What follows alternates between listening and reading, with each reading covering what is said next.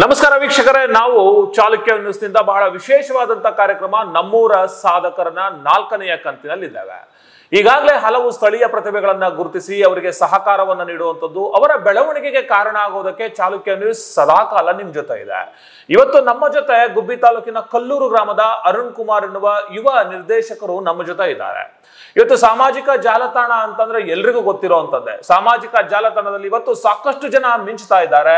Reels ಗಳನ್ನ ಮಾಡೋ ಮೂಲಕ ಸಾಕಷ್ಟು ಹೆಸರುಗಳನ್ನ ಮಾಡ್ತಾ ಇದ್ದಾರೆ. ಅದೇ ರೀತಿಯಲ್ಲಿ ಪರಿಸ್ಥಿತಿ ಅನ್ನುವ ಒಂದು ಕಿರುಚಿತ್ರವನ್ನ ಮಾಡುವ ಮೂಲಕ ಅಂತಾರಾಷ್ಟ್ರೀಯ ಪ್ರಶಸ್ತಿಯನ್ನ ಕೂಡ ಕಲ್ಲೂರಿನ ಒಬ್ಬ ಯುವ ನಿರ್ದೇಶಕ ಅರುಣ್ ಕುಮಾರ್ ಅನ್ನೋರು ಪಡ್ಕೊಳ್ಳುವ ಮೂಲಕ ಮುಂದಿನ ದಿನದಲ್ಲಿ ಹೊಸತನವನ್ನ ಸೃಷ್ಟಿ ಮಾಡಬೇಕು ಅಂತ ಹೇಳಿ ಹೊರಟಿರುವಂತಹ ಒಬ್ಬ ಯುವ ನಿರ್ದೇಶಕನಿಗೆ ನಾವು ಸಾಥ್ ಕೊಡಬೇಕಾಗಿದೆ. ಹಾಗಾಗಿ ಇವತ್ತು ನಮ್ಮ ಜೊತೆ ಅರುಣ್ ಕುಮಾರ್ ಅವರಿದ್ದಾರೆ.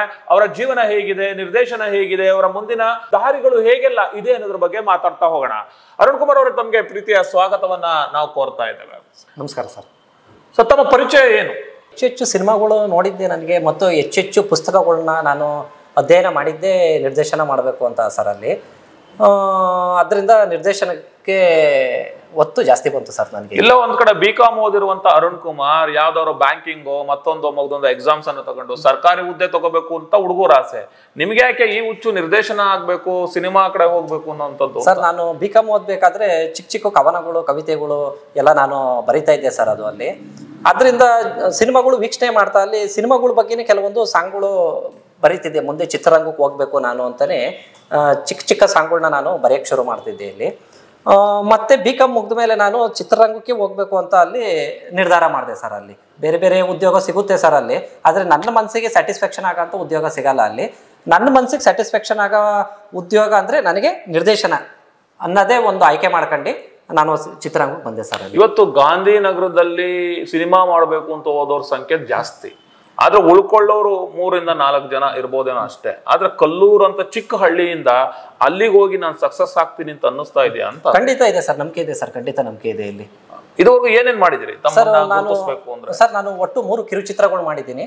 ಒಂದು ಪರಿಸ್ಥಿತಿ ಅಂತ ಹೇಳಿ ಮೊಟ್ಟ ಮೊದಲು ನಾನು ನಮ್ಮೂರಲ್ಲೇನೆ ಸಿನಿಮಾ ಮುಹೂರ್ತ ಮಾಡಿ ಯಡಿಯೂರು ಮತ್ತೆ ಕುಣಿಗಲಲ್ಲಿ ಚಿತ್ರೀಕರಣ ಮಾಡಿ ಮೊಟ್ಟ ಮೊದಲು ನಾನು ನಿರ್ದೇಶನ ಮಾಡಿದಂಥ ಕಿರುಚಿತ್ರದ ಹೆಸರು ಪರಿಸ್ಥಿತಿ.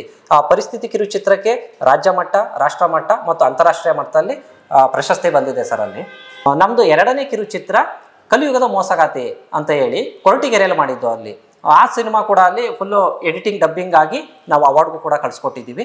3ನೇ ಕಿರುಚಿತ್ರ ಡಾಕ್ಯುಮೆಂಟ್ರಿ ಮಾಡಿದ್ದೆ ಅಲ್ಲಿ, ಸಾಕ್ಷ್ಯಚಿತ್ರ. ಅಲ್ಲಿ ಸಬ್ಜೆಕ್ಟ್ ಏನು ಅಂದರೆ ಗ್ರೇ ವಾಟರ್, ಬೂದು ನೀರು ನಿರ್ವಹಣೆಯಲ್ಲಿ. ಬೂದು ನೀರು ನಿರ್ವಹಣೆ, ಗ್ರೇ ವಾಟರ್ನ ಹೆಂಗೆ ರೀಸೈಕಲ್ ಮಾಡಬೇಕು ಅನ್ನೋ ಸಬ್ಜೆಕ್ಟ್ ಇಟ್ಕೊಂಡು 4 ನಿಮಿಷ ಅವಧಿ ಒಳಗೆ ಒಂದು ಸಾಕ್ಷ್ಯಚಿತ್ರ ಮಾಡಿದ್ದೀವಿ. ಅದು ಗುಬ್ಬಿ ತಾಲೂಕು ಕಡೆಪಾಳ್ಯದಲ್ಲಿ ಚಿತ್ರೀಕರಣ ಮಾಡಿದ್ದೀವಿ. ಅದು ಕೂಡ ಅವಾರ್ಡಿಗೆ ಕಳಿಸ್ಕೊಟ್ಟಿದ್ದೀವಿ ಇಲ್ಲಿ.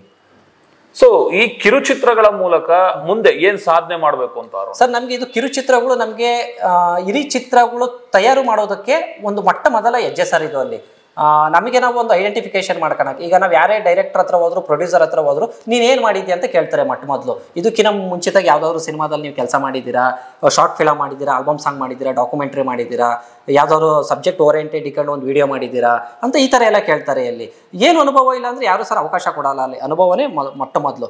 ಈ ಅನುಭವನ ಪಡೆದುಕೊಳ್ಳೋಕ್ಕೆ ನಾನು ಸ್ವತಂತ್ರ ನಿರ್ದೇಶಕನಾದೆ ಪರಿಸ್ಥಿತಿ ಕಿರುಚಿತ್ರದಿಂದ.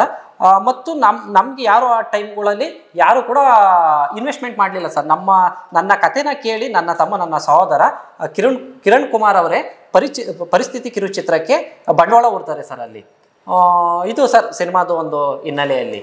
ಈಗ ಪರಿಸ್ಥಿತಿ ಚಿತ್ರವನ್ನು ನಾವು ಕೂಡ ಕಿರುಚಿತ್ರವನ್ನ ನೋಡ್ತಾ ಹೋದ್ವಿ. ಅಂದ್ರೆ ಶಿಕ್ಷಣ ಮತ್ತೆ ಆಹಾರ ಎಷ್ಟು ಮುಖ್ಯ ಅನ್ನೋದು ಒಂದು ಕಾನ್ಸೆಪ್ಟ್ ಅನ್ನ ಇಟ್ಕೊಂಡು ಮಾಡಿ.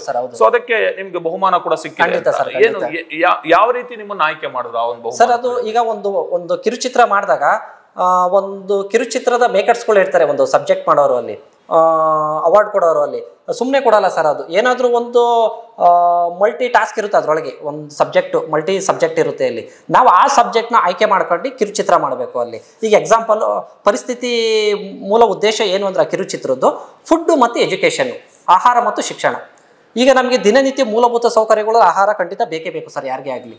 ಶಿಕ್ಷಣ ಕೂಡ ಅಷ್ಟೇ ಅತ್ಯಮೂಲ್ಯ ಸರ್. ಅಲ್ಲಿ ಆಹಾರ ಅನ್ನೋದು ಒಂದು ದಿವಸಕ್ಕೆ ಹೊಟ್ಟೆ ತುಂಬಿಸುತ್ತೆ. ಇಲ್ಲಿ ಪ್ರತಿಯೊಬ್ಬರಿಗೆ ಯಾರಿಗೇ ಆಗಲಿ ಒಂದು ದಿವಸ ಒಂದು ಟೈಮ್ಗೆ ಹೊಟ್ಟೆ ತುಂಬಿಸುತ್ತೆ. ಆದರೆ ಶಿಕ್ಷಣ ಅನ್ನೋದು ಇಡೀ ಜೀವನ ಪರ್ಯಂತ ಹೊಟ್ಟೆ ತುಂಬಿಸುತ್ತೆ. ಅದರಿಂದ ಪ್ರತಿಯೊಬ್ಬರು ಕೂಡ ಆಹಾರದ ಜೊತೆಗೆ ಯಾರೇ ವ್ಯಕ್ತಿ ಆಗಲಿ ಹಳ್ಳಿಲಿರಲಿ ಡಿಲ್ಲಿಲಿರಲಿ ಯಾರೇ ವ್ಯಕ್ತಿ ಆಗಲಿ ಶಿಕ್ಷಣ ಅನ್ನೋದು ಮೂಲಭೂತವಾಗಿ ಪಡೆದುಕೊಳ್ಳೇಬೇಕು ಅನ್ನೋ ಉದ್ದೇಶದಿಂದನೇ ನಾವು ಪರಿಸ್ಥಿತಿ ಕಿರುಚಿತ್ರ ನಿರ್ಮಾಣ ಮಾಡಿದ್ವಿ. ತಾವು ಗೋವಾ ಕೂಡ ಹೋಗಿದ್ರಿ? ಖಂಡಿತ ಸರ್, ಖಂಡಿತ. ಏನಕ್ಕೆ ಹೋಗಿದ್ರಿ ಗೋವಾ? ಸರ್, ಗೋವಾದಲ್ಲಿ ಇಂಟರ್ನ್ಯಾಷನಲ್ ಫಿಲ್ಮ್ ಫೆಸ್ಟಿವಲ್ ಆಯೋಜನೆ ಮಾಡಿದ್ರು ಸರ್. ಅಲ್ಲಿ ಅದರೊಳಗೆ ಸುಮಾರು ರಾಜ್ಯ, ರಾಷ್ಟ್ರ, ಅಂತಾರಾಷ್ಟ್ರೀಯ ಮಟ್ಟದಿಂದನೂ ಕೂಡ ಶಾರ್ಟ್ ಫಿಲಮ್ಗಳು ಬಂದಿದ್ದು.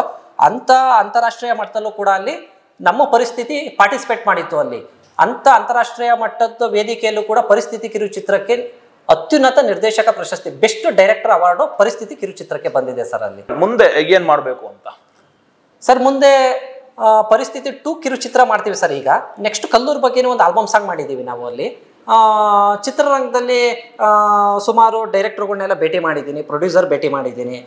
ಅವರು ಬೇರೆ ಬೇರೆ ರೀತಿ ವಿಭಿನ್ನ ರೀತಿಯ ಕಥೆಗಳನ್ನ ರೆಡಿ ಮಾಡ್ಕೊಂಬಿಟ್ಟು ಬನ್ನಿ ಅಂತ ಹೇಳಿದ್ದಾರೆ. ಅಲ್ಲಿ ಅದಕ್ಕೆಲ್ಲ ಸ್ವಲ್ಪ ಕಾಲಾವಕಾಶ ಬೇಕು ಸರ್. ಅಲ್ಲಿ ಖಂಡಿತ ಸರ್. ಅಲ್ಲಿ ಮುಂದೆ ನನಗೆ ನಂಬಿಕೆ ಇದೆ ಸರ್, ಕನ್ನಡ ಚಿತ್ರರಂಗದಲ್ಲಿ ನಮಗೊಂದು ಅವಕಾಶ ಸಿಗುತ್ತೆ. ಕನ್ನಡ ಚಿತ್ರರಂಗದಲ್ಲಿ ಖಂಡಿತ ಒಂದು ಉತ್ತಮ ಕಲಾವಿದರಿಗೆ, ಉತ್ತಮ ನಿರ್ದೇಶಕರಿಗೆ ಖಂಡಿತ ಅವಕಾಶ ಸಿಕ್ಕೇ ಸಿಗುತ್ತೆ ಅನ್ನೋದು ನಂಬಿಕೆ ಇದೆ ಸರ್. ಅಲ್ಲಿ ಸೊ ಇದುವರೆಗೂ ನಮ್ಮ ಕಲ್ಲೂರಿನ ಅರುಣ್ ಕುಮಾರ್ ಅವರು ತಮ್ಮ ಮನದಾಳದ ಮಾತುಗಳನ್ನ ಹಂಚಿಕೊಂತಿದ್ದಾರೆ. ಕಲ್ಲೂರು ಬಹಳ ವಿಶೇಷವಾಗಿ ಮಗ್ಗಗಳನ್ನ ನೇಯ್ಗೆ ಮಾಡುವಂತ ಊರು, ರೇಷ್ಮೆ ಸೀರೆಗಳಿಗೆ ಇಡೀ ರಾಜ್ಯದಲ್ಲೇ ಫೇಮಸ್ ಆಗಿರುವಂತ ಊರು ಕಲ್ಲೂರು. ಸೊ ಕಲ್ಲೂರಿನ ಹುಡುಗ ಇವತ್ತು ನಿರ್ದೇಶಕನಾಗಿ ಹೋಗೋದಕ್ಕೆ ಮುಂದೆ ಬರ್ತಿದ್ದಾರೆ. ಸೊ ಒಳ್ಳೇದಾಗ್ಲಿ, ಉತ್ತಮ ಅವಕಾಶಗಳು ಕನ್ನಡ ಚಿತ್ರರಂಗದಲ್ಲಿ ಸಿಕ್ಲಿ ಅಂತ ಹಾರೈಸ್ತಾ ಈ ಒಂದು ಕಾರ್ಯಕ್ರಮವನ್ನು ನಾವು ಮುಗಿಸ್ತಾ ಇದ್ದೇವೆ. Thank you sir.